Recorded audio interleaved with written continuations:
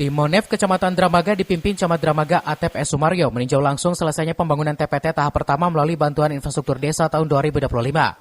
TPT terlihat dibangun kokoh untuk mengantisipasi longsor di pemukiman warga. Setidaknya 8 kepala keluarga menghibahkan sebagian lahan mereka demi pembangunan TPT tersebut.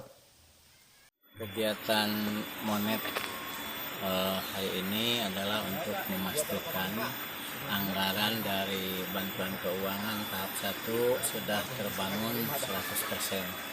Alhamdulillah seperti yang kita lihat, ini pembangunan TPT, kalau menurut saya ini luar biasa, kesulitannya sangat sulit, dan juga alot juga ini kayaknya pembahasan masalah dengan yang punya tanah. Karena ini lahannya luar biasa, bisa kita lihat. Ini salah satu bukti bahwa pemerintah ada di sini dalam rangka menyelamatkan kalau misalkan tidak di TPT nanti terjadi longsor, akan terjadi bencana.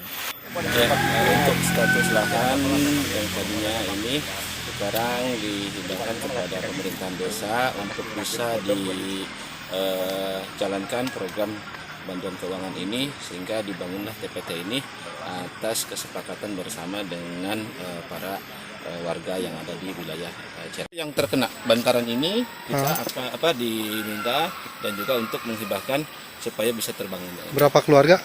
Ini cukup banyak Pak, di atas 8. Lebih dari 8 keluarga.